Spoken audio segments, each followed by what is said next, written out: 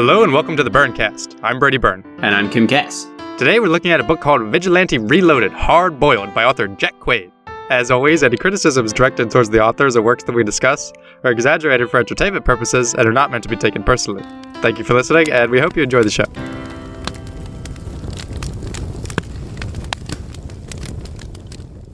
Let's talk about Hard Boiled. Vigilante Reloaded. Now, it's shameful to admit how we so easily get kidnapped by a title. Or like, Yeah. It's just, if you got a name like Hard Boiled, I mean, I just can't imagine titling my book that way, you know? Well, you know, when you look at it, it's more about the context. It's supposed to be a story about, like, a gruff, grizzled cop in the LAPD. And the subtitle, Hard Boiled, makes you think that, you know, he's been through some shit. But it just sounds so dumb. I mean, it really is. It really is dumb. And I, like... like, how can you pick a book up like that and not, like, think it's a joke? Like, what else does hard-boiled apply to other than eggs? Like, he's a hard-boiled cop, man. He's been thrown into hot boiling water and he comes out and he's still hard. Yeah. And it also says on the cover that this is the cage-fighting equivalent of a police procedural. Yeah. It is. It really is. Actually, it really is, yeah. And so we get this book, and it is, by all accounts, a silly-looking book, and then you dive into the synopsis, and what do we get? We get part John Wick, part Jason Bourne, all mayhem. And so our main character is Angus Sullivan, a cop with a bad attitude, smart mouth, and a keen understanding of the criminal mind. And, the title says it all. He's gonna do some vigilante shit, maybe take down a ring of corrupt cops or something. It's gonna boil some eggs. Boil some eggs, yeah. One or two. Maybe get himself a little boiled. Yeah, well, I don't know about that. I don't know if being boiled in this context is a good thing. Is it good to be hard-boiled, or is it like, is the crime hard-boiled? Is it a tough egg to get into? Like, what is it referring to, you know? Well, you know, I think that is something that we'll get into a little bit as we delve into the story. So, as we get into the story, from the first line, I'm already saying, what the fuck? It's just that good. The first line says, 2 days ago, Division found a half-beaten, half-pretty, naked 15-year-old girl stumbling down 8 Mile. And now, half-beaten, half-pretty. She's 15 years old. I don't know if those are the best words to really describe a character in your opening line. You start running on your knees a little bit. Yeah, we start off on the edge, and Angus Sullivan proceeds to kick us right off. And that's something about this book you'll find throughout. The writing is very irreverent and straight to the fucking point. Yeah. Just like Angus Sullivan. Yeah, and that's one of the good things about it, actually, is that it is kind of like a hard target, you know? Yeah. Where it's punchy, it's quick, and it knows how to write itself. The author knows how to write this particular type of story. Yeah.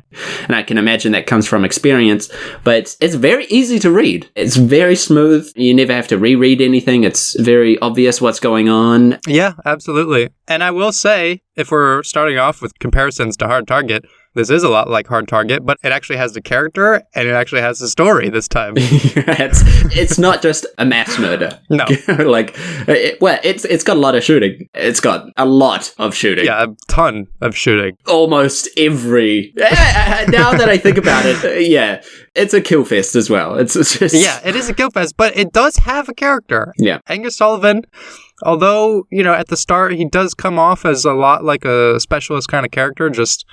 He's a badass with a gun, and that's all you need to know about him. But as the story unfolds, you get a lot of, dare I say, depth. Yeah. And I would say that his character development does play into an actual story this time. Oh, yeah. It's not just, there's a bad guy, I gotta go shoot him, like it was with Hard Target. A story and a backstory as well, you know. We didn't really see any origin of the specialist in Hard Target, and in this we got plenty of that. Yeah, plenty of that. Story, backstory, and an ending. Get an ending. Oh, yeah.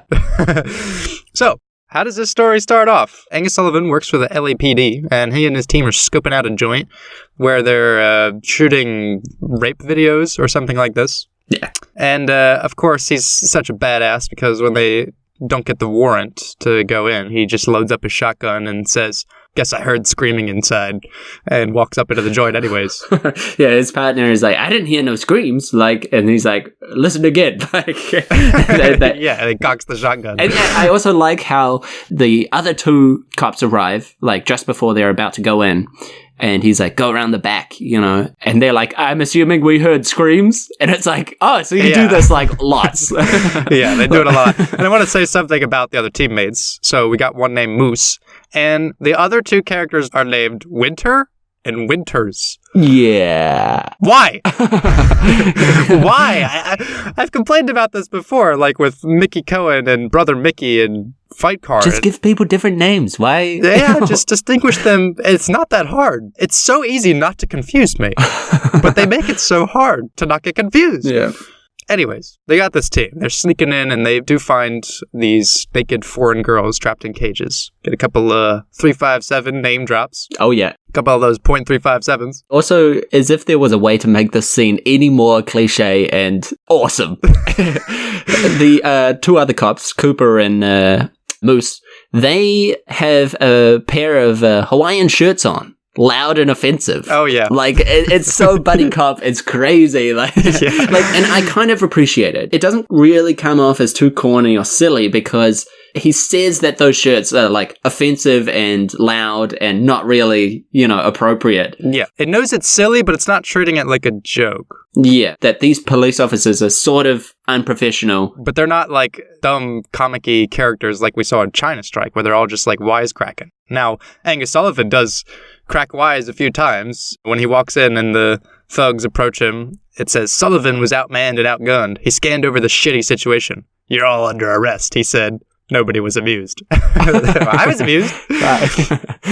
But so Winter kicks in the door and they get to brooming that room. And one of the foreign girls... Brooming that room. One of the foreign girls. She flips out and gets up, looks around and tries to run, but she panics. Sullivan shouts at her to get down, but she clearly doesn't speak English. So instead, he bashes her in the head with his own gun and knocks her out to protect her. Yes. Now, so that's like your first character moment of Angus Sullivan, basically. It shows you, kind of how he conducts himself. Yeah. In almost no scenario could I see myself smashing a girl over the head with the back end of the pistol to like... I'm trying to protect you. Smash. Smash. You could just push her over. Just shove her down. Or like... Don't use your gun. Like, why? Yeah, and so we get to the end of that scene. They take out the thugs, and it says, a shootout was a hell of a way to start the day. Would have to agree there. And then we get into a little bit more of Angus Sullivan at the police station. Oh, yeah. He's talking to an internal affairs agent who's curious about the operation, wondering why the team went in without a warrant. And all Angus Sullivan wants to do is smoke. This guy smokes the whole way through. Yeah, he has about 1,000 cigarettes during the course of this very short book. He's breathing through those things, yeah. But so the main takeaway of this is that IA is on his ass about how he gets the job done. Yeah. He gets the job done, but sometimes suspects get hurt and the law gets bent. It's your classic police scene where you get to see how this man operates. Yeah. He finishes up and it's just another day on the job. But it also works as the inciting incident in some ways. Yep. It's not just like that this particular thing doesn't have anything to do with the rest of the story. It shows you how Sullivan operates while also giving you the very beginning of the story or like the actual plot. Yeah. So it's not what we've seen during the course of season 2.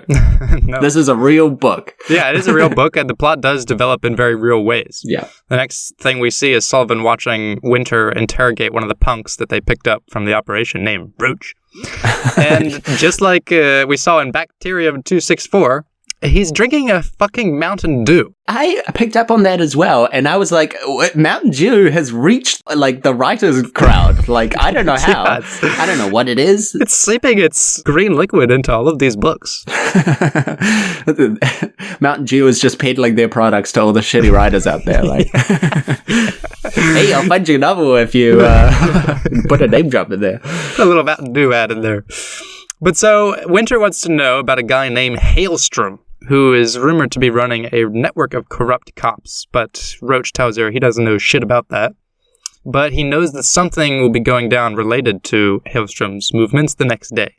And then, at the end of this chapter, we get a nice little description of Angus Sullivan. And it is not a pretty one. It says, his 30-year-old body was an embarrassment, covered with the history of his life in a mess of tattoos, scars, and gunshot wounds. The 12 years on the street, running and gunning, felt twice as long, and his body felt as if it were 3 times as old. Even after a shower, he could still smell the gunpowder on his hands and hear the ringing in his ears from the mess at the green stucco house. Then he strapped on his Glock and stepped back into the concrete jungle. Yeah, it's not one of these lame descriptions for no reason. It's really giving you a look into, like, his history, you know, not just his appearance. Yeah, and I was quite pleased to see that he's not a super buff pretty boy with all the ladies after him. He's a gruff piece of shit, and he knows it. Yeah. The story knows it. He's not a Doug Shearer who's just going to, like, describe himself as, you know, a pretty good-looking detective. Yeah, and he's not Simon Sabo, overweight middle-aged man who's a hot piece of ass, apparently. For every single female that seems to pass him by. Yeah, and so that was one of the things that, you know, as I'm getting through these first couple scenes, I'm like, all right, you know, gruff police dude means justify the end. Seen this before. And then we get to this, and I'm like, all right, there's your character. Yep. He's a hard-boiled piece of shit. Basically. Yeah, he's hard-boiled. There's no yolk in there. It's solid all the way through. But so the story picks up. He starts going after this lead. The guy, the informant, Roach, gets iced in prison for ratting on Hailstrom. Oh, yeah. And Sullivan goes to scope out a punk named Beansy. Yeah. The names. I love, he sees the car out front, you know, and the number plate on the car says Beans. Yeah. Just like, Great. moments like that are like the story's trying to be serious and it just keeps throwing in these tiny jokes. Like, But that's the thing, is this story has like a layer of cheese on it that it knows is there, you know? oh yeah. Like, it is a serious story, but it knows it's also a bit silly. And so you're not sitting there like, wow, you know, this is taking itself so seriously and I'm not into it. You can get into it because at times it does make you laugh. Yeah. But so he finds Beansy in his apartment, strangled. Oh, yeah. But then he checks the GPS in his car and follows the trail to Beansy's last location. But when he arrives, the building is already in flames. There he peeks in and sees some evidence that could be useful, some maps, plans, schematics, and Sullivan just says, fuck it, and enters the burning building anyways. Yeah, and I love, like, this place is, like, fully inflamed. Like, there's no way a reasonable person, it's like the door is, like, wagging in and out, and, you know, flames and smoke is pouring out of this building, and the firemen are there. And I also love how, like, the firemen say, hey, you can't come through here. And Sullivan just shows his cop badge, and they're like, okay, like, just walk on through. We'll let you walk into that building now that it's on fire. And he runs inside, and, like, immediately, like, he just grabs 1 or 2 pieces of paper, and then, like, collapses. And the firemen drag him out, and they're like, you fucking dickhead. Like, what are you doing? Yeah. And then my favorite part about this is he wakes up, and it says, the night air soothed the burning in his lungs, and when he felt better, he lit up a cigarette. Damn, that smoke really got to me. Time to light up a cig.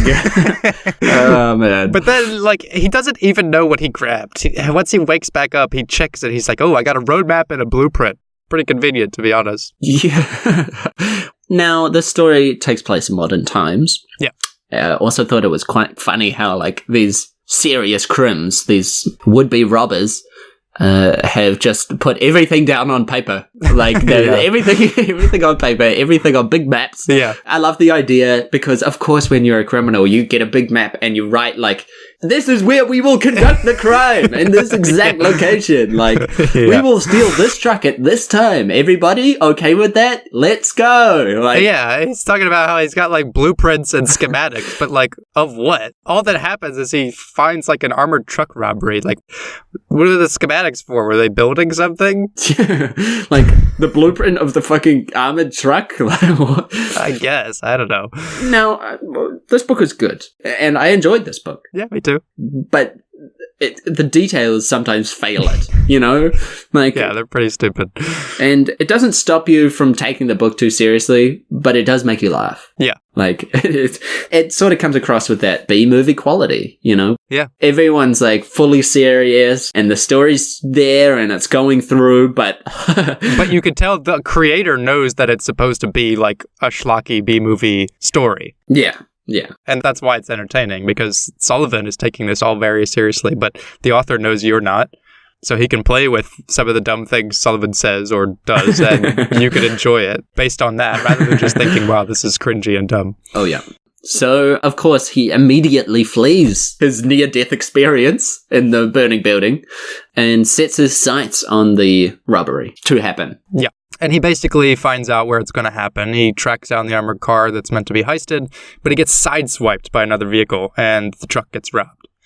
So the crime goes down, and now Sullivan is trying to pick up the pieces for most of the rest of the story and figure out who was behind it. Yeah. He has the suspicion that it's this corrupt network of cops working for this guy, Hailstrom. Doesn't know who that is. And you don't see the robbery happen. Right. Not from Sullivan's point of view. You just get the car ramming into him, and then he wakes up after everything's happened.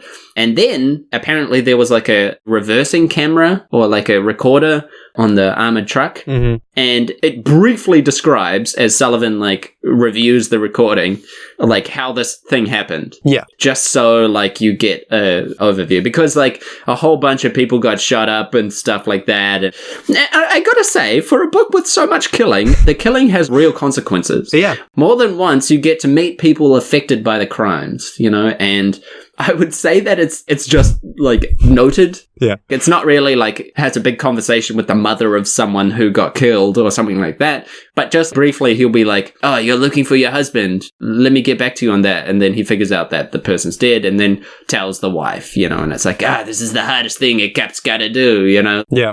So it is going into the realistic, dare I say, world of murder. Yeah, and Angus Sullivan has emotions, you know, when he does have to tell wives of deceased husbands about their death.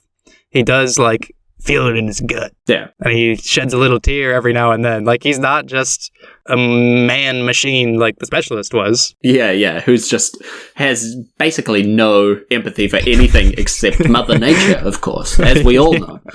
Yeah. But I did want to say that further on in the story, when you learn about Sullivan's background and his backstory, mm-hmm. this came across as almost stranger in retrospect because, like, his background is steeped in blood. Yeah. You know, so, like, this, if anyone's going to be a mindless killing machine, it's going to be Sullivan.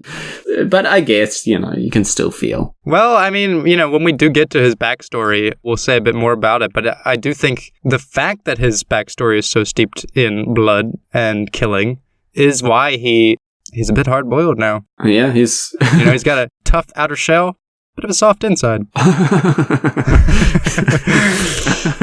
Oh my god. But so, as the story goes, the cops then think they've got the robbers who hit up the armored truck, but Sullivan knows that they're just punks. And so he ends up taking the hit for not being able to stop the robbery, even though they knew it was going to go down. And he gets taken off the case and put on traffic duty. That's so classic, eh? Like, yeah. You're off the case, Sullivan! Yeah. Give me your gun and badge. Yeah, oh my god. It's like, you've seen this scene, like, so many times that you're reading it and you're like, yeah. Yeah, all right. Here we go. Here's the Vigilante Reloaded part. So now Sullivan is off the case. He doesn't actually go on traffic duty, of course. He tracks down the plate that he found on the footage through the armored car. Which belongs to a mistress of the night, whatever you want to call her. Yeah.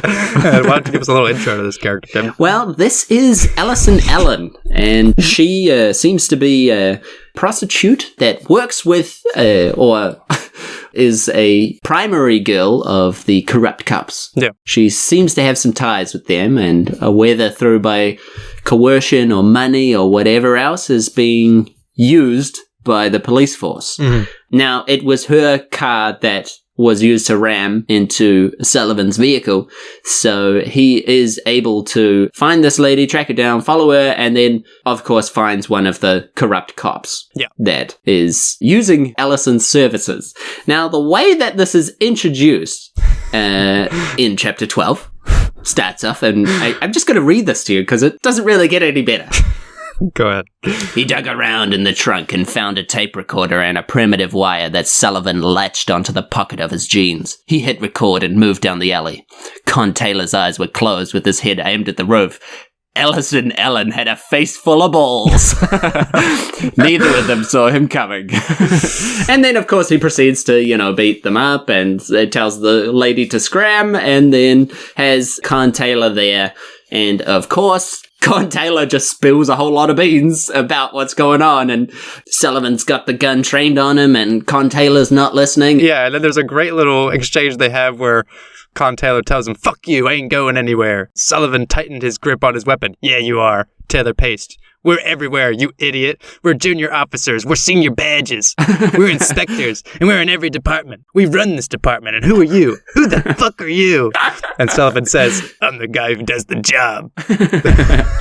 All I wanted him to say there was, "I'm fucking hard-boiled, bitch." Yeah. And then Taylor tells him, "You take me in and Hailstrom will bury you." And Sullivan just tells him, "I'm just looking to bury dirty cops." So Taylor reaches for his holster. Sullivan is too quick, gets the confession, and blasts him. Yeah. 2 shots. Now, this is when another detective comes in. His name's Rayburn. And he tells Sullivan, "Look, if you're looking to uncover this Hailstrom guy, you're going to need to go into, protection because, there could be a dirty cop on any job, and we don't know how to protect you." And he says, "You need to give me your service weapon for evidence." And then he gives him another gun to use, just in case he needs it. And I gotta say, this little element, this little twist, this little plot device was great. I loved it that this comes around. Yeah, so they tell him they're taking him into a safe house for protection. But as they drive from the scene, Sullivan notices that Rayburn has the number 7 on his wrist, which he also saw on Con Taylor's. I suppose it's like a stamp from a club they were in or something. And he realizes that Rayburn is a crook as well. And he basically fights all of the detectives in the backseat of the car. in the car, yeah. But he tries to shoot one of them from under the chin, but the gun Rayburn gave him has no firing pin. Damn. Got done. So then you Rayburn did him dirty. Yeah. Real bad. And I thought that was great. You don't see it coming, and it makes sense when he does it, when Rayburn says, "Oh, give me your weapon. I need that as evidence, and here's mine," Yeah. And that's nice storytelling. That's good structure. That's good praise. Yeah, it's quite well written, too. It says, "Sullivan pulled his weapon and rammed it under Garcia's chin, pulled the trigger. Click, click, click. No firing pin. Shit!" Rayburn gave him a dud. The vehicle swerved. Warren pulled his gun. He swung it over the seat and fired. The rear window shattered. Sullivan went deaf as glass showered over him. Garcia grabbed Sullivan's broken ribs. Rayburn was slipping free of Sullivan's boot. Cooper pried at Sullivan's elbow. Warren took him again. His eyes darted between Sullivan and the road. Sullivan and the road. Warren pulled the hammer back. The blast came. Muzzle flash scorched Sullivan's leg, but the bullet, that buried itself in the back seat. Sullivan took a fistful of Cooper's hair, rammed his head through the passenger window, broke Garcia's nose with an elbow, and climbed through the shattered window onto the truck.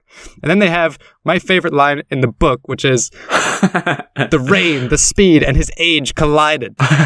Sullivan came off the back and slapped the wet concrete. I was like, damn, boy, You could feel that. Yeah. Yeah, no, that was fucking good. Yeah, that's a great reminder of, he's a piece of shit, Angus Sullivan. He's not in good shape. Yeah. He's old, he's grizzled, he's hard-boiled.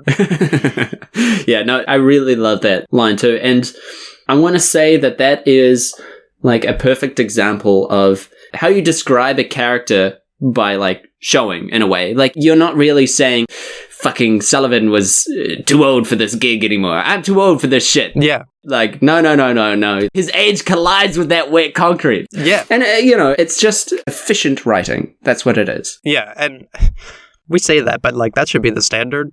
Yeah, no, it's just look, over the last 10 weeks I've read, it's not, the most amazing thing.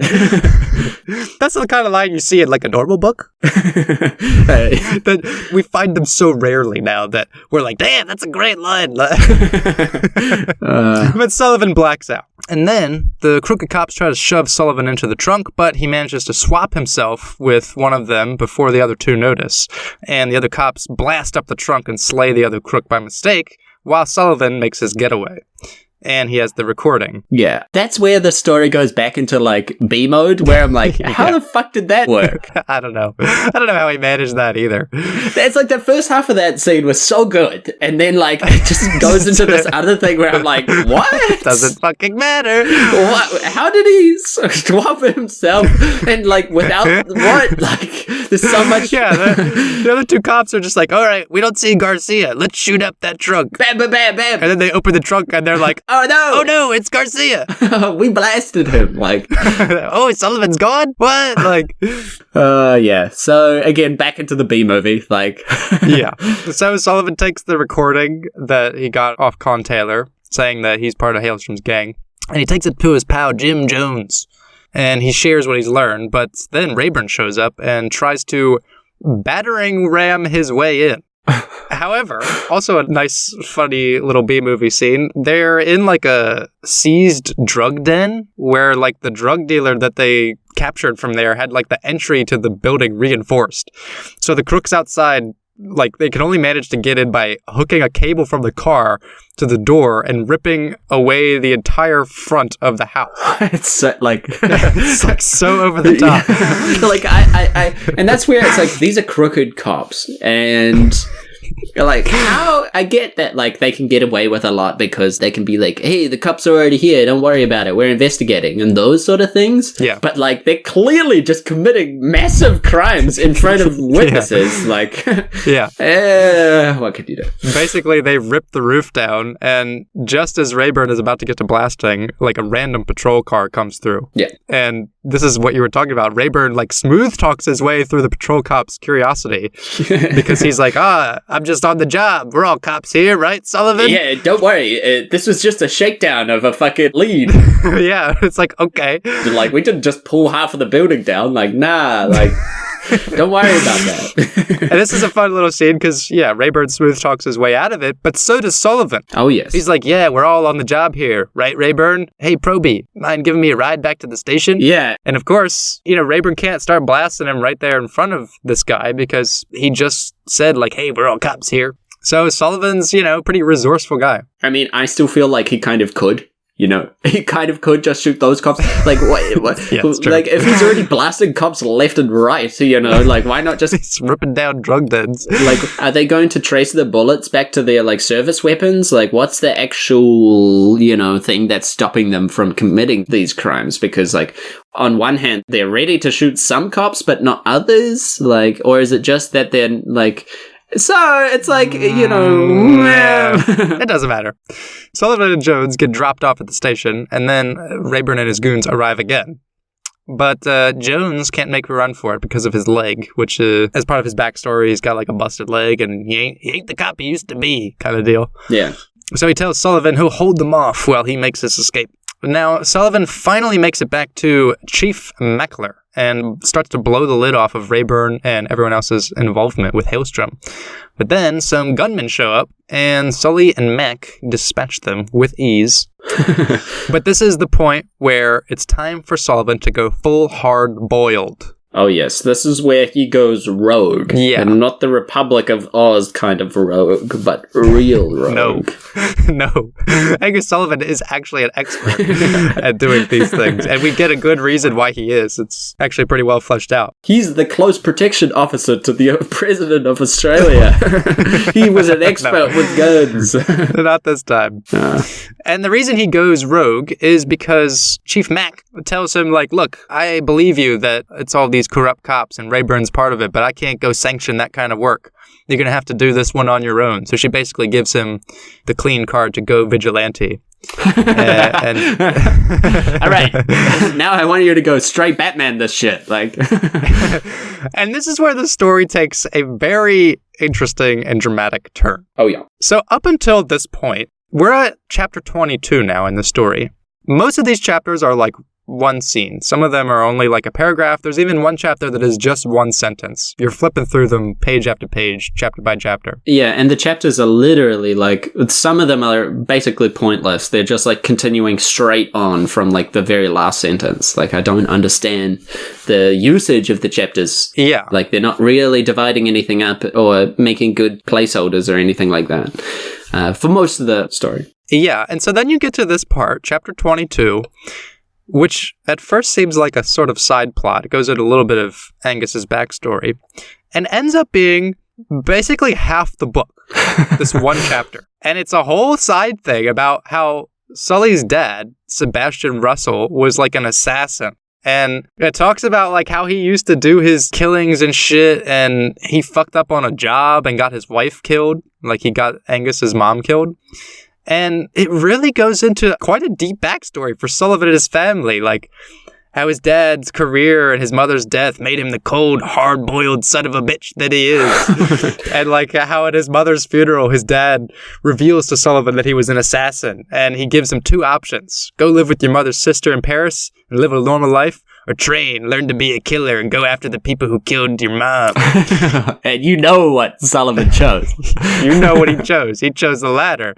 And him and his dad go on a straight-up killing spree. Yeah. And there's this whole section about some cartel goon named Carlos and how Angus and his dad kidnapped him to get info about this lady, Marcia Garcia, who put the hit on Angus's mother. Yeah. They, like, tie him to a V8 engine and tell him they'll kick it off a building. Carlos gives up the cartel hideout, and they kick it off anyways. That's a really good scene because he kicks the engine off, and then he's like, "You got about 3 seconds to tell me like where he is." And he's like, "Shit!" Like, and then he immediately tells them, and he's like, cut the rope," and then like you hear the engine hit the ground. Yeah, and the rope is longer than like the building's height was, so it was never going to pull him off anyway. Yeah, then the V8 hits the ground. It doesn't take him off the roof, but they do just leave him there. In wintertime. To, like, freeze to death. They left Carlos on the roof, chained to the V8 engine. It was winter. He would die of exposure before anyone would find him. Oh, fuck. Well, that's justice. That's hard-boiled justice. It really is, and this whole part of the story is great. I mean, like, you see it from, like, Carlos's perspective. Yeah. As he, like, here's the legends of this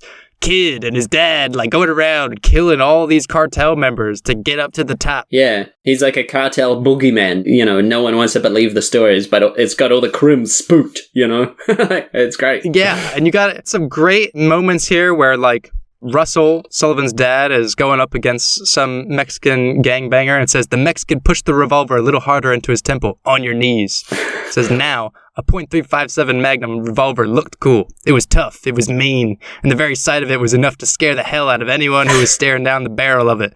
But Russell knew that it was a big, heavy son of a bitch of a weapon. If you wore it on your hip, it was enough to throw you back out, and if you had to move quickly, forget about it. It was like bringing a dump truck to a gunfight. Squeezing the trigger on that big bastard was a workout in itself unless the hammer was back. And Russell noticed that the hammer was indeed not back. It would give him a second. He was lucky enough and the prick was slow. Given the current situation, Russell figured he was shit out of options.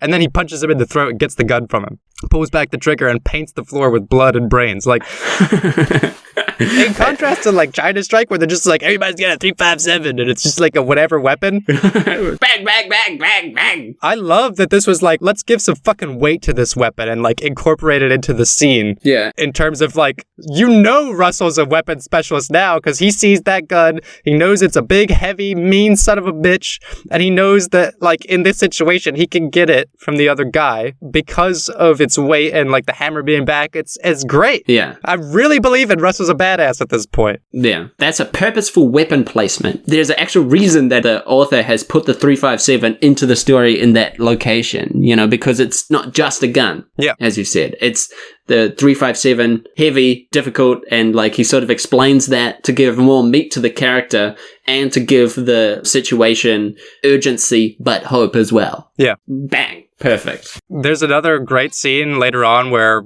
Russell and Sullivan are doing the same shit. They're going up against like some Mexicans. Carlos is there. It says all Carlos could see were his cold blue eyes that pierced through the strands of long blonde hair. Talking about Sullivan. It says Hector's friend felt the weight of another rifle on his shoulder. An AR-15 was the kind of weapon you used when you were not in the mood to fuck around. It was not the kind of weapon you used in the confines of a house. And it certainly was not much use when it was slung over your shoulder, much like Hector's friend's was at the moment. He went for it anyway, but he was too slow. Way too slow. The kid raised his 12 gauge and blasted a shell into Hector's friend's leg, almost blasted his knee clean off. Hector's friend hit the ground, and through the pain and screams, he tried to reach for the AR-15, but the kid kicked it away.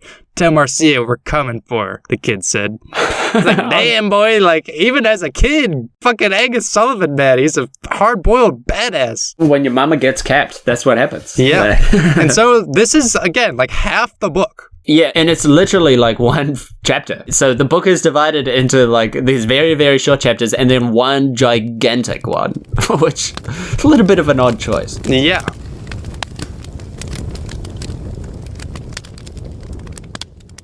But so they finally get the info of where, like, the cartel hideaway is, where this Marcia is. And right before they're about to go in, Russell cuffs Sullivan to the steering wheel, saying that it's a little too dangerous for him to go in. Sullivan's like, what the fuck? Come on, Dad, this is what we've been working for. And it says a tear rolled down Angus's cheek and jumped off his chin. You can't leave me, he said. Everybody leaves me. And Russell paused. Do you remember the story I used to tell you when you were little? He nodded. About the cat and the mouse? The cat was catching all the mice in the house, Russell said, and there was only one family of mice left. They were scared and didn't know what to do. If they didn't do something, the cat was eventually going to catch them too. It was just a matter of time. And then the little one, Russell said, the little one, he had an idea. He said that they should put a bell around the cat's neck so that they would hear him coming. Russell nodded. That's right. And do you remember what the old mouse said? He asked who was going to put the bell around the cat's neck, and all the mice held their breath. Well, I'm going to put the bell around the cat's neck, Russell said. And then it's like, Russell was in war mode. He goes up into the cartel drunk den and he starts blasting. He blasts everyone. And then, of course, Sullivan's like, yo, what the fuck? He's sitting there. He's like, I got two options. I could cut my hand off or cut the steering wheel. I think I'll cut the steering wheel. So then you get this scene where, like, Russell gets gutted by one of the cartel members. He gets shot in the belly. And just as he's about to get capped, the elevator goes ding, and in walks young Sullivan with the fucking gun in his hand and the steering wheel strapped to his other one. Yeah. So, such a good, like, I don't know, like, flavorful and kind of, like, silly almost, but it doesn't come across that way. Yeah. I could have had this, like, background story as its own little book, and I would have been very happy. Like, yeah. And so Sullivan shows up, saves Russell, but there's, like, tons more goons coming after him. And so Russell, laying on the ground, shot in his belly, says, put a gun in my hand. He said, I'll buy you some time. Angus slapped the .45 into Russell's bloody hand. And then it says, he wanted to tell Angus he loved him, that he was proud of him, that he was Russell's favorite thing in the world, but he didn't know how, and they didn't have enough time, so all he did was yell, go. There was no more time to argue. Angus hit the stairwell. 2 flights later, he heard the muffled sounds of gunfire, and a few minutes after that, he was out of the building and on the street. Again, nice little character moment. And for a brief moment, I laughed because I was imagining, like, Sullivan, like, holding the steering wheel in both hands as he runs out, like, driving himself. Like, I don't know why, but, like... So now Angus is the only one left. His dad is dead, and he is off to go kill Maria Garcia once and for all. And he basically arrives at this safe house and finds that it's fully stocked. And he's, like, looking over his options. But then it says, he wasn't starting World War III, so after Angus uncuffed the steering wheel from his wrist, he picked up a Desert Eagle .44 Magnum Mark X1X and 2 extra magazines. The Desert Eagle was a weapon for those not in the mood to fuck around, which was exactly Angus's mood when he picked the big bastard up. It certainly wasn't a pistol for the faint of heart. The son of a bitch weighed something close to 5 pounds and used a short-stroke piston, not unlike that in the M1 carbine. The gas passed through a hole underneath the bore into the gas cylinder where it pushed the piston. The inertia drove the slide back where the bolt unlocked after the pressure subsided and the extraction, ejection, and feeding cycle began. What did all that mean? It meant it would put a fucking hole in almost anything. And I was like, damn, boy, like... It's like you're being charmed. Yeah. Like, it really is. It's just good writing. Yeah. I mean, like, as I say that, I reconsider my words. It's refreshing, at least, to see when a passion for weaponry or guns or whatever it is actually meaningful. Yeah. Like, he doesn't walk into the storehouse and get the fucking Stinger launcher, you know? Like, he picks up something that he's just like, look, I'm not in the mood to fuck around, and it is stylish and it is funny how he does it. But so he does take the Desert Eagle. He ends up at a club where Maria Garcia is, and he just basically walks right up to her with the deagle and points it in her head. And then it has this nice little moment where it says, then it occurred to him, he hadn't actually killed anyone before. In the months of kicking in drug dens and dealers' doors all over the city, he had winged a couple of scumbags, and Russell had put the death in a couple, but not him. There was that Sicario at the Stevens Hotel, but that wasn't the same. That wasn't planned. It was a reaction, almost self-defense by proxy or retaliation. This was stone cold, put a weapon in her face and pull the trigger assassination. That kind of killing was new to him. And in that moment, he wasn't 100% sure he could do it. And then it says, Garcia looked up at him quizzically. It wasn't the gun in her face that was curious to her. It was the shooter holding it. Maria Garcia didn't recognize Angus at all. That made the next step easier. Angus put two in her chest and one in her face. He didn't feel scared. He didn't feel sick, ashamed, or sad. The only emotion Angus felt was relieved. Then reality kicked back in. And that's when he's like, oh shit, I've just brained a cartel leader in the middle of like her own club. And then there's a nice little line here that says, in the movies, the assassin would always casually walk away. Fuck that, Angus thought, and ran. It's like, all right, you know, he's not John Wick, even though the synopsis literally says he's fucking John Wick, yeah. It almost betrays itself, because it's like the story wants you to think it's like this high-octane action adventure, give no fucks, hard target specialist type story. But then it's like, it sneaks in an actual character there when you're not suspecting. Yeah. And like gives him actual pathos and actual like hesitation in what he does. But that does make it better. That does make it better, yeah. You know, like the reason that this book works better than Hard Target is because you actually feel like the character is a little bit more vulnerable and you don't know how the story's going to end when it starts. Yeah, absolutely. And you certainly can't see the backstory coming. No. I mean, like all of those things help to build a character that keeps you in the story and that keeps you reading and that keeps you interested. Yeah. And honestly, and I love the little bit at the end of this where it says that not long after his 17th birthday, he goes and gets the best fake identity that money can buy and goes to Michigan and fills out an application to join the Detroit Police Department. Yeah. And then it says he was going to take everything that his father had taught him and he was going to use it to make the world a better place. That was his idea anyway. And it's like, it's not like a sentence where he's like, I'm gonna fucking kill all the bad guys. It's like, no, I'm gonna try and make the world a better place. Yeah. But basically, yeah, that's like half the book, that whole thing. That's one chapter. And then the rest of it, he tracks down the real Hailstrom and shoots him. Yeah. It turned out to be Patrick Wilson, the police chief. Yeah. Surprise. That's when it gets back into like typical schlock story. And then we get a whole chapter about Alice and Ellen. But there's also a great little part at the end where he finds out that Hailstrom was the police chief. And it says, Sullivan thought about the Patrick Wilson who pulled him out of protective services when he was a kid. The Patrick Wilson who forced him to finish school, coached him into the department. Patrick Wilson, the man Sullivan had aspired to be. Then he looked at the man in front of him and realized he didn't really know him at all. You and me together, Wilson pleaded. It's only us left. With that money, we can go back to being good cops. Sullivan took the .45 from his waistband and let it dangle by his side. Is that what you are? A good cop? Now, Angus. Sullivan raised his weapon and put two in Wilson's chest. Ooh. I love the dichotomy because the story starts out and you kind of think that Sullivan's the cop that like doesn't play by the rules and he doesn't need a warrant. Yeah. But actually, as a good story like this goes, he's the real servant of justice, not the police force. Yeah, exactly. Like maybe he doesn't always go by the rules, but he is a clean cop.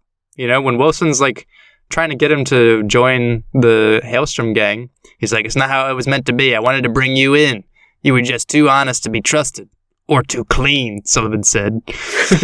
Oh. And it's like, all right, he's a clean cop. You know, he really did change after his whole, like, childhood killing spree. Which it is funny to go, like, after you read that, you're just like, man, this boy, he's literally murdered his way. And because it describes that the chief, like, trained him in and shit like that. But did Sullivan, like, play off his, like, weapon expertise and shit? What? Like, you wouldn't notice, like, oh, shit, kid, you're pretty good with a fucking pistol. Like, fucking, you ever shot a guy? Like, what? You ever taken down a fucking drug cartel leader by yourself? Yeah, I imagine, like, Sullivan picks up a pistol for the first time and he's like, oh, you know, to be honest, prefer the Desert Eagle. That's a gun that doesn't fuck around. Like, so at the end of the book, we get this whole 3 years later, Sullivan, you know, he's been arrested for the crimes he committed and cleaning up the Hailstrom gang. shooting corrupt cops. Basically, he tortured a guy by like putting glass in a sock and beating him with it. Not like a bucket full of bullets where the cops do dastardly things like leave the phone off the hook to, rack up a phone bill. Yeah. Or give him a good gut punch like Ethan Cooper. Yeah. Tell me where he is. Boom. Okay, here he is. But so we get 3 years later, we find out that Patrick Wilson wasn't Hailstrom. He was just one more goon in the chain. And that's your little cliffhanger for the sequel. And then we get into a little bit about the author. Now, this book is by a guy named Jack Quaid. Yes. Now, who is Jack Quaid? Who is Jack Quaid? It was the question that was burning in my mind through the entirety of the book. Now, in the beginning of this novel, I mean, it really sells it to you that this story is much more than just the story. This is about Jack Quaid himself. Is he a rogue? Is he Angus Sullivan? You just don't know. But who the hell is Jack Quaid? Yeah, it's very mysterious who this author is and where these books that he seems to have written come from. And in every single one of them, there's this little preamble about who the hell is Jack Quaid. Yeah, who is this mystery man? Now, it says, between the years of 1980 and 1999, American novelist Jack Quaid produced a series of fun and wild stories where anything could happen. And with Quaid behind the typewriter, they usually did. He called these books his Electric Mayhem series. Jack Quaid was born in West Hollywood, California in 1953. He won a scholarship to UCLA but dropped out after 6 months for a reason that, to this day, remains unknown. 2 years later, he sold his first short story to Startling Mystery magazine, but it was the publication of his novel, The City, on the Edge of Tomorrow in 1980 and the film adaptation starring Bruce Dern that set him on his way. Fearing his initial success would fade, Quaid wrote obsessively for the next 2 decades and published under many pseudonyms. It's unknown just how many books he produced during this period, but despite the name on the jacket, savvy readers always knew that they were reading a Jack Quaid novel within the first few pages. His books have long been out of print, and they now live on the dusty shelves of secondhand bookstores, and in the memories of those who have been lucky enough to read them. Okay. And then it says at the end, Quaid's current whereabouts are unknown. So it's like, who is this guy? Yeah, who is this? But he has his own website. Well, I was pretty curious about this because every single one of these books is also, they're behind this guy, Luke Preston, who is apparently the guy who, is obsessed with these Jack Quaid novels and finding them and publishing them or, reprinting them or something. And he has this little note at the end that says, "Dear reader, how insane was that? That part where they beat the hell out of him with that bag of smashed glass makes me shudder even thinking about it now. If you're still in the mood for murder, mayhem, and insane action, check out the next installment in the series, Out of Exile. It's a killer continuation that picks up straight after Reloaded. After 3 years rotting in a cell, Angus is busted out of prison and thrown into the middle of a police war where Patterson, the very man who locked him up, needs his help." And then he says, "We hope you had fun. Thank you for reading. You rock." Now, I looked into Luke Preston. It seems he is some sort of freelance writer. He's done a few things for television shows and the like. Interesting. And he is the one behind the jackquaidbooks.com. And there you find all of Jack Quaid's titles, including all of the Hard-Boiled series. And it has the Who the Hell is Jack Quaid segment, but it also has a segment called The Jack Quaid Story. And this is a lot longer, so I won't read the whole thing, but it says, "Here at Electric Mayhem Publishing, we're dedicated to releasing Jack Quaid's long-lost novels and unleashing them on unsuspecting bookshelves all across the country. The novels of Jack Quaid had a strange and unusual path to publication. It's a story that involves failed movie deals, gunfire, and Ferris Bueller's Day Off's very own Mia Sara, who played Sloane. But to tell the story of how our first title, Escape from Happydale, happened to be rediscovered, we need to go back to the 90s, 1995 to be exact." And then he goes into this whole story of when he was 15 years old, he never heard of Jack Quaid, but he found these books written by him in dusty bookshelves and basements. And he was going in to write a script for a Hollywood executive And he starts asking for money, and the executive's like, oh, you write the script, we make the movie, then you get paid. And it says, as if I needed another reason to get the hell out of there. Just in that very moment, I heard gunfire, and a round blasted through the floor from the tattoo parlor below. I nearly had a heart attack. What the hell was that? Marty hadn't even flinched. Oh, that, he said. The guys downstairs get a little excited when they watch soccer and shoot their guns off. There were a dozen or so bullet holes in the ceiling right above my head. I think I'm probably going to go now, Marty. And so he leaves. What the fuck? He was halfway between the desk and leaving when he found a manuscript for Escape from Happydale by Jack Quaid on the desk. He asked the executive about it, and he says, oh, where did you get this? He says, I hired that son of a bitch Quaid sometime back in the 80s to write me a horror movie for Mia Sara. Ferris Bueller's Day Off, Mia Sara? Yeah, she was going to be a big star, but she wasn't. Which is why this movie was never made. I thumbed through the first few pages. This isn't a screenplay, it's a novel. Tell me about it, Marty said, as his nicotine-stained fingers reached for another cigarette and lit it. He was one of those overachieving types. I gave that son of a bitch $20K for his screenplay, and he delivered 3 novels and a goddamn screenplay. He told me they were a trilogy. Back then, nobody knew what the hell a trilogy was. Nowadays, it's trilogy this and trilogy that. And he says he asked him, do you have the other 2 novels? Who knows? Can I read this? Keep the damn thing, said Marty. And if you see that son of a bitch, tell him he's a son of a bitch from me. And then Lucas Preston asks him, what did he do? And Marty says, he ran off with my wife and stole my Cadillac. Damn, boy! I didn't care too much about the wife, but that caddy, that was a good vehicle. Oh my God. So he basically says that he took this manuscript home, this Jack Quaid manuscript that was sent in to be a movie and was never made into a movie. And that's when he started his search for all the unpublished and missing Jack Quaid novels. What a badass, dude. What a fucking... He is the vigilante. He's the vigilante author. Sort of. Because I started looking into Jack Quaid. Oh no, you're gonna tell me it's a fucking... I started looking because I was like, all right, The City on the Edge of Tomorrow. A movie starring Bruce Dern. Never heard of that one. Try to look it up. Doesn't exist. Yeah, I looked that one up myself and I couldn't find it. So, I was like, Turns out it doesn't exist. The closest thing I could find is that Bruce Dern was in a movie called On the Edge, and there's a Star Trek episode called The City on the Edge of Forever. And the whole backstory of, Jack Quaid is this writer from the 80s, and all his works are, now being published. That's a little bit far-fetched, isn't it? It was a little far-fetched, considering there's references to, iPads in Hard Boiled.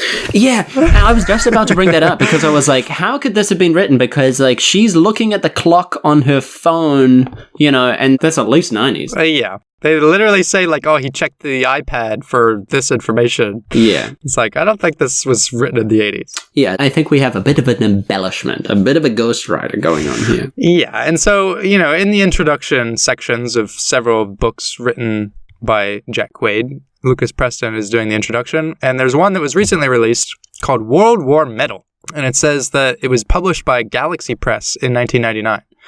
But when I searched for Galaxy Press, it seems they only really published stories by L. Ron Hubbard. It also says that Jack Quaid gave an interview in Starlog magazine the same year. Well, I searched every issue of Starlog from 1999, and there is no mention of Jack Quaid or World War Metal. Yeah, and I feel like those are very easily researchable things, Yes, and the final nail in the coffin for me was that the second book in the Hard Boiled series is called Out of Exile. And now, Lucas Preston also has his own author page on Amazon and Goodreads, and one of his books is called Out of Exile. And if you look at his 2 books, one named Dark City Blue, and it is about the character Tom Bishop. Now, I'll read a review from this. This is a book that was written in 2012. Tom Bishop grew up in the cab of a truck on the run with his dad, who was wanted by the cops for killing his wife, Tom's mother, with the butt of a long neck. Tom ended up in an orphanage and never knew when to stop throwing punches. Cop Patrick Wilson, who had lost his son from leukemia, adopted him and guided young Tom into the police force. Dark City Blue is the story of Bishop's one-man war against a corrupt gang of major crime squad boys, a pedophile snuff ring headed up by someone who should have known better, and crooks everywhere. In the process, he gets shot, glassed, bashed, and battered. It has some great supporting characters. Wilson, Alice, Ellison, and antagonists, Rayburn and the Franks boys, were standouts. So that's hard-boiled. That's hard-boiled. That's hard-boiled. So we've got a little bit of mischief going on now. Yeah. When you look at Preston's Out of Exile, the line in the synopsis goes, after 3 years of rotting in a cell, Bishop is busted out of prison in the dead of night and thrown into the middle of a police war where the stakes are high and personal. Yeah. And the synopsis for Hard-Boiled Out of Exile by Jack Quaid says, after 3 years rotting in a cell, Angus Sullivan is busted out of prison and thrown into the middle of a police war where the very man who locked him up needs his help. Oh my god, I think I'm putting it together. Yes. Basically what we have here is Lucas Preston restarted his career under the pseudonym of Jack Quaid, an alcoholic schlock fiction writer from the 80s, whose lost books are being rediscovered and reprinted for the nostalgic audience of the modern day. But he's just trying to resell his own material under a different guise with a better, authorial backstory. Yeah, that, and it seems, after the review I just read, it's slightly different. Tom Bishop, now Angus Sullivan. In the Dark City Blue story, it seems Tom's dad killed his wife, whereas in this one, the wife was killed by a drug lord. Perhaps rewritten or something like that? It seems like the story was rewritten and, fair. That's a fair way to do things. Yeah. I think he's done a little bit to cover up the existence of this, because then it makes it easy to find out that Jack Quaid isn't a real person. Yeah. Because Dark City Blue, not available on Kindle, but you can buy the paperback for $100. Wow. And who is going to buy that? Yeah, that's like a misclick type scenario where you accidentally, you don't check the price before you buy it. Yeah, but all of the reviews are from, it says format Kindle edition, so it was available on Kindle at one point. Now that he's restarted his career as the pseudonym Jack Quaid, I imagine he's taken it down so that people like us don't look into it and expose him. Sorry, Lucas. We done you dirty, I guess, on that one. We did you a little dirty, but we liked your story. Yeah, Yeah, well. Now, what do you think about that? I mean, is it deceptive? It's your own work, I guess, but is it strange to, create a fictional author behind the book? Is that, I think it's cool. I mean, yeah, I don't really have a problem with it. Imagine this. Would you have enjoyed Hard-Boiled as much if you just knew it was some guy? Wasn't it more enjoyable when you thought it was Jack Quaid, this crazy, Yeah, if it was written on a 3-day Coke binge in the 80s, because that's how it reads. Yeah, I do like that. And I kind of was hooked in because it does tell you right at the beginning, holy shit, this is from Jack Quaid, this guy, man, you don't even know, who is he? So, yeah, I like it, and knowing that it's not real, does it really take away from the novel now that I'm in? No. For me, it doesn't. For me, it makes me want to give Lucas Preston some props. It's built out enough, in the way he writes, who the hell is Jack Quaid? And, he's got, his own website for him, and there's a picture of, some old guy in shades, this is Jack Quaid. It's oh, his whereabouts are unknown. It's schlocky enough that you could tell there's something off about it, but it did take me, a little while to source these things, to look in Starlog magazine and find that, there was no interview and stuff like that. I would say that most people aren't going to do that, so, they will think that Jack Quaid is very real. Yeah. But I do think that it's strange, especially to claim that, he wrote this movie or whatever with Bruce Dern in it, because, I did look that up. Yeah. Because I was oh, interesting. And then you immediately look up what that movie is, and you're there's no movie called this. And then you're wait a minute, So I think he's not really trying to sell people on it. No. He's not going to be upset that people find out it's really just him. Yeah. Because all it really takes is, one click from the Jack Quaid book to click on Lucas Preston, and you find he's got a book called Out of Exile, also the name of Hard-Boiled. Yeah. So it's just a fun little thing that he's done to spice up his own novels. And if you're the average reader who's not really looking for that stuff, you will probably find this elevated by that little backstory. Yeah. And it's hard out there selling books, Yeah, you got to distinguish yourself. It's hard for the best authors, so I'm sure that the people are out there trying to figure out any way they can elevate their stories, and maybe creating a little backstory for a fictional author of something. Maybe the previous version didn't sell so well. Yeah. And so he's going oh, fuck, this deserves more attention. I'm going to redo this in a different way. And what can I do to change it? And obviously he's rewritten it a little bit, and he's changed some elements, and he's also given it this author, and you can't blame him for it. No. What can you say? No, I got no grievances with that. Now, that was Vigilante Reloaded, Hard Boiled. And that was season 10. Look at that. Season 10? Wow, we jumped pretty far ahead there. That's... fuck. Whoa. Sorry, I was thinking of my other podcast. That was season 2, episode 10. Yeah, well, it's episode 20, you fucking idiot. Oh my god, well... sorry, I'm being boiled to bits here. It's all standing. So that was Hard Boiled. Now... will we see another Jack Quaid novel on the BurnCast at some point in the future? It's quite likely, by my estimate. I mean, considering how delightful this book was to actually read, or... No, it's not... I keep saying delightful or how great it was, but it just wasn't terrible, you know? And like a lot of the ones we're looking at... I will say it was a fun book. It was a fun book, yeah. And it's normally the books that like, you're like, oh shit, I don't think I can actually read this. Like, I don't think I can... Like, I'm sitting down and I read a couple pages and I'm like, fuck, this is a lot of effort. This is a lot of effort to get through. Like, yep, not with this book. It was a lot of fun to read. I did enjoy it. Pick it up if you want. Will we see another Hard Boiled? Perhaps. Yeah. I would also be interested in reading one of these other books that he's got. He's got a few horror novels. Now that might be interesting. Yeah, Escape from Happydale, Escape from Bastard Town, and Escape from Slaughter Beach. Okay. It changed genre, but he hasn't changed the schlock. Like, No, and the covers of these are all great. They really look like 80s book covers, you know.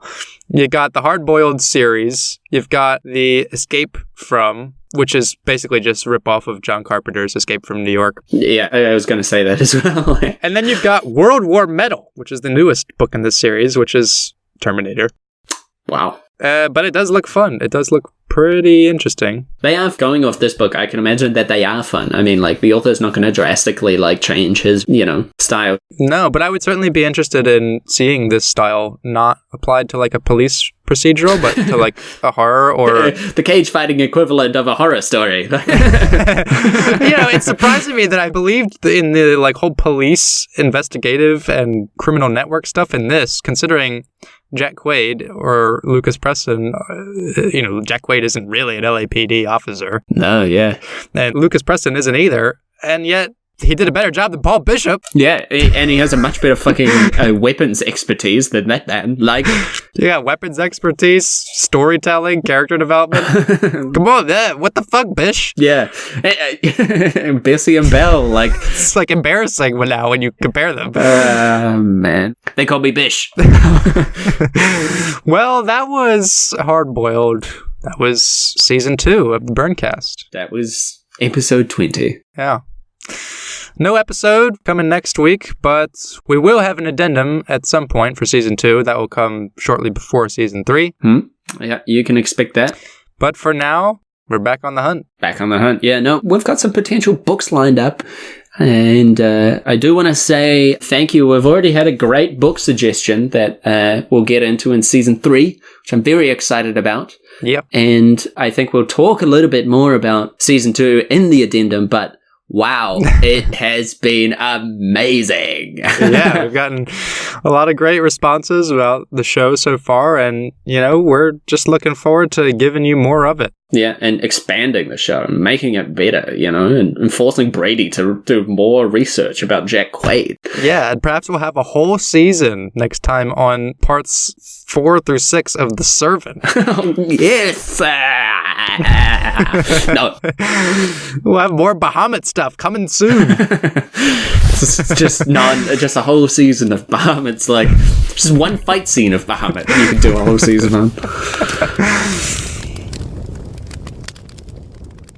Thank you everyone for listening and supporting the show, and please, if you can, support us on Patreon, and doubly so, share our podcast with your friends. It's a huge help, and thank you to all of those who already do that. If you have a book you want us to look at, share it with us on one of our platforms and we'll consider it for the show. Thanks!